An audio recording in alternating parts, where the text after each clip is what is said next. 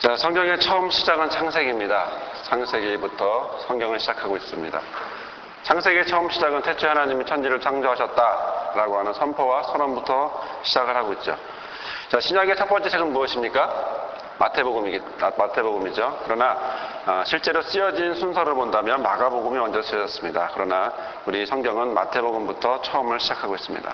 오늘 우리가 읽은 본문의 말씀은 바로 신약 첫 번째 절이면서 바로 마태복음의 시작인 본문을 읽었습니다. 아브라함과 다윗의 자손 예수 그리스도의 세계라.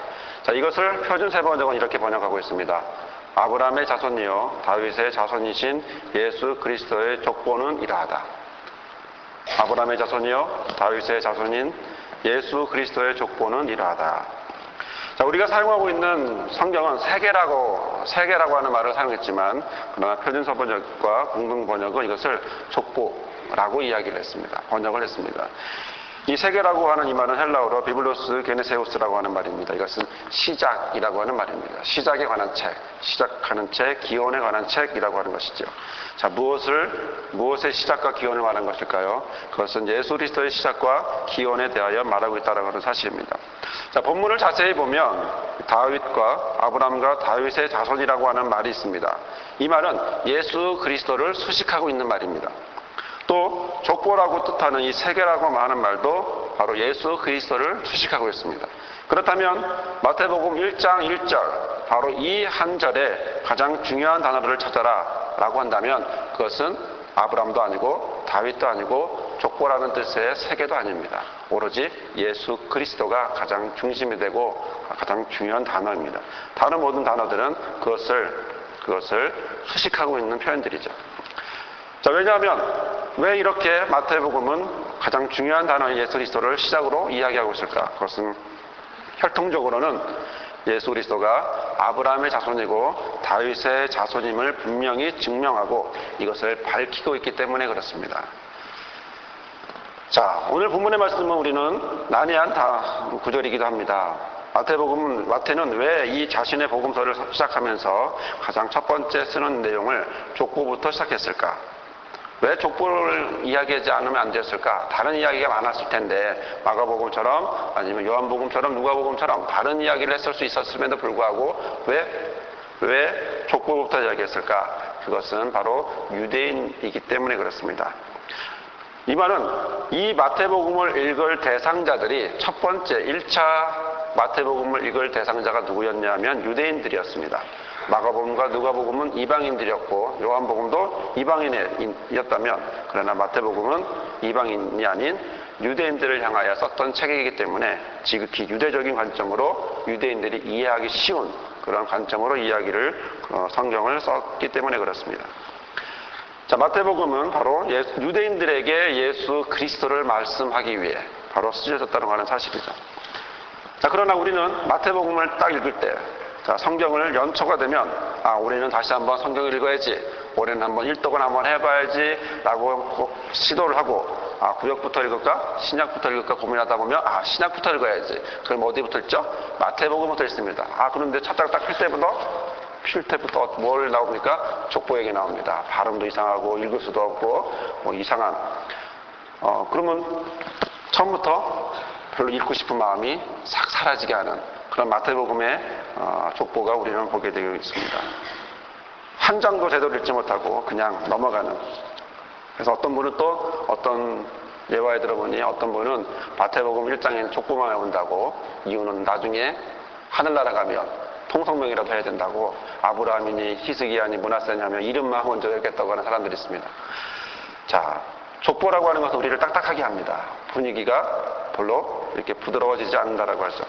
하지만 우리에게 딱딱한 이 족보가, 우리에게 낯선 이 족보가 우리는 정말 읽을 때 인내가 필요하고 다 읽고 나면 무슨 얘기인지 하나도 모르겠지만 그러나 읽었다라고 하는 그런 만족감을 주는 이 족보가 과연 유대인들에게는, 마태복음을 쓴 마태와 유대인들에게는 어떤 의미가 있었을까라고 하는 사실입니다. 그것은 바로 메시아에 대한, 평생을 기다렸던 메시아에 대해 기록한 하나님의 말씀이기 때문에 그렇습니다.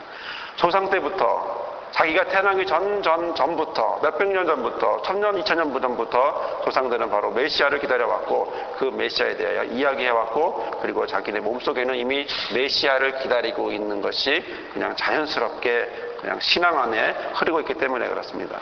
마치 우리가 밥을 먹으면 김치가 있어야 되고 찌개가 있어야 되는 것과 같은 것입니다. 유대인들에게 있어 메시아는 그만큼 중요한 것이고 또 족보 이야기를 하는 것은 너무나 당연한 이야기라는 거죠. 왜 그렇습니까? 메시아는 혈통적으로 아브라함과 다윗의 혈통을 타고 나와야 하기 때문에 그렇습니다. 즉 아브라함의 자손이어야 되고 동시에 다윗의 자손이어야 한다라고 하는 사실이 성경 구약에 전체적으로 흐르고 있기 때문에 그것을 위배한다면 이미 그것은 메시아가 될 수 없기 때문에 그렇다는 것이죠. 마태복음이 처음 이렇게 족보에 대해서 이야기하는 것은 바로 혈육적인 관점, 바로 혈육의 기원이 바로 아브라함에게 있고 다윗에게 있음을 이야기하고 있는 것입니다. 이렇게 마태의 신학적 목적을 통해서 분명히 보면 그 특징을 우리는 볼 수가 있습니다. 우리 마태복음을 자세히 이렇게 보면 여러 가지 특징을 우리는 보게 되는데 첫 번째는 바로 하나님은 이스라엘의 역사를 주관하고 계시다라고 하는 사실을 우리는 볼 수가 있습니다. 족보를 자세히 보시면 하나님은 그리스도의 탄생까지 이스라엘의 역사를 이끌고 계시다라고 하는 사실을 볼 수가 있습니다. 본문에서는 족보는 아브라함 때부터 그리스도 때까지 총 42대로 14대씩 나눠서 설명을 하고 있습니다. 우리는 읽지 않았지만 그러나 그 17절까지의 말씀을 보면 14대 하면서 42대의 모양을 갖고 있습니다.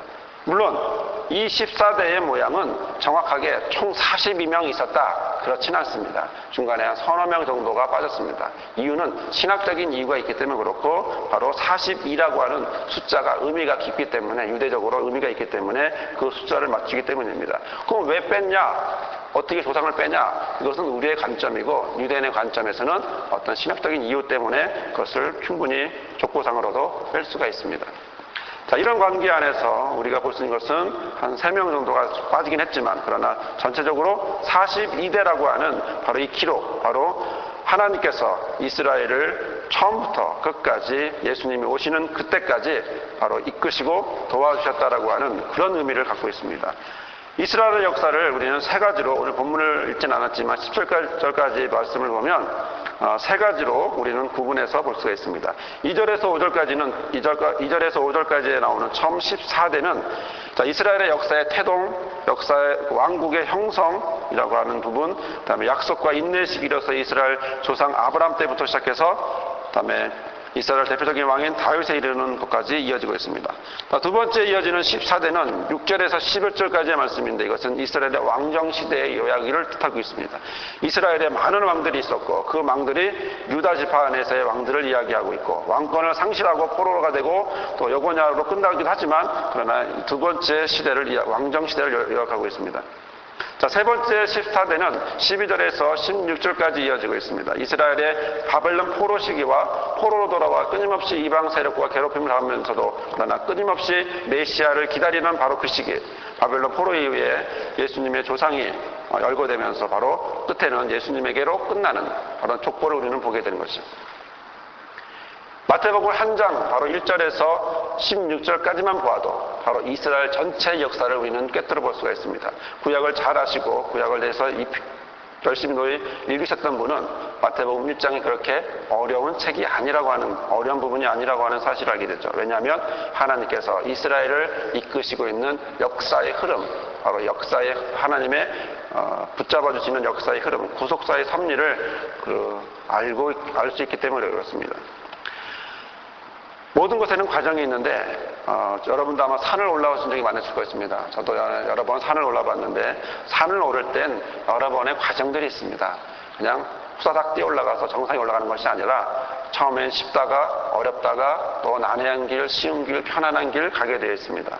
그러나 이런 등산하고 하산하는 이런 과정들을 통해서 내가 이 산을 올라왔다라고 말할 수 있는 것처럼 바로 오늘 예수님의 족보를 통해서 우리가 보면 바로 예수 그리스도를 태어나기까지 예수 그리스도가 메시아로 오시기까지 하나님이 어떻게 역사하셨느냐라고 하는 사실을 우리는 1절에서 16절, 17절까지 우리는 분명히 볼 수가 있습니다. 두 번째 그 의미는 예수 그리스도께서 아브라함의 언약과 다윗의 언약을 성취자로서 제시하고 있다고 하는 사실입니다. 마태복음은 예수 그리스도의 족보를 개관하고 있습니다. 가장 먼저 예수께서 아브라함과 다윗의 자손임을 우리는 강조하고 있는 걸 보았습니다.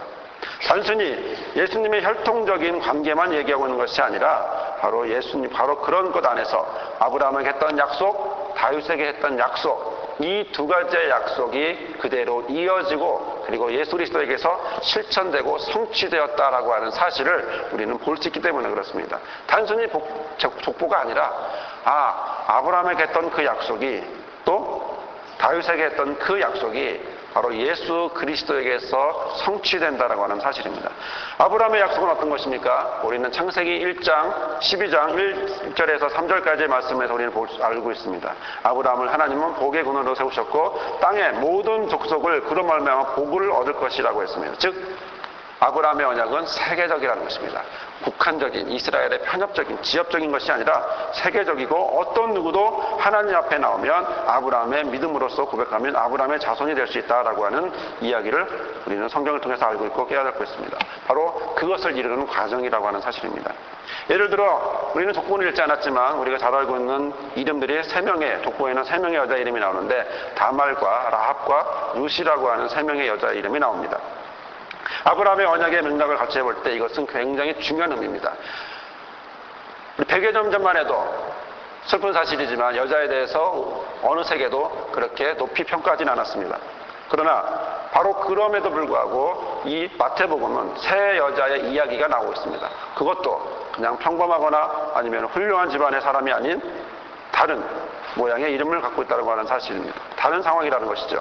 라합과 룻은 이방 출신의 여인이었고 또 다말과 라합은 또 공통된 것이 기생 노릇을 했다고 하는 사실입니다. 이것은 곧 남자와 여자를 넘어 이스라엘 백성과 이방인 할 것 없이 구원을 누릴 수 있는 바로 복음의 핵심을 성경을 통해서 우리는 볼 수가 있음을 얘기합니다. 그럼 다윗의 언약은 무엇입니까? 다윗의 언약은 사무엘하 7장 16에서 19절까지 이어지는 말씀을 통해 볼 수가 있습니다. 다윗의 혈통에서 난 통치자가 영원히 그 나라의 왕자에 앉을 것이다 라고 하는 예언적인 언약이 있기 때문에 그렇습니다. 다윗의 혈통에서 나온 그가 영원한 왕이 될 것이다 라고 말했기 때문에 그렇습니다. 이 언약은 결코 이스라엘 역사상 성취된 적이 없습니다. 오히려 바벨론 포로 때 왕권을 빼앗기고 힘들어하고 상실하고 어려웠을 때도 있었습니다.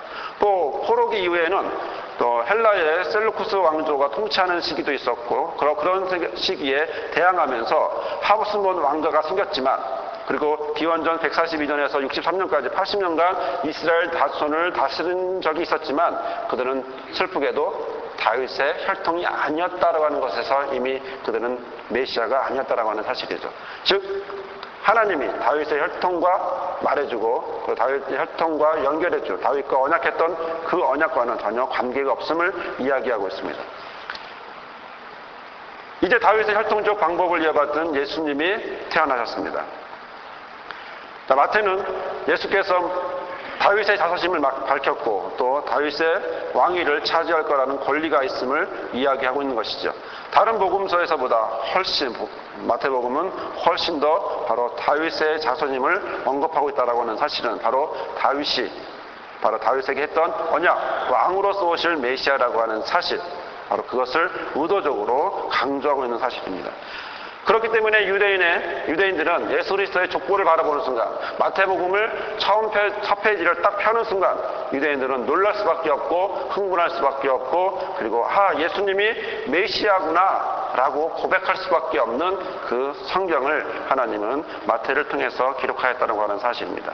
또 왕으로서만이 아니라 모든 인류, 모든 전 세계의 인류를 위해 왕으로 오셨다는 유대인의 왕뿐만이 아닌 모든 왕, 이런 우리까지도 이방인인 우리까지도 주 안에서 아브라함의 언약의 복을 누릴 수 있게 하는 그런 복의 통로를 만들어 놓으셨다고 하는 사실을 우리는 보게 되는 것입니다.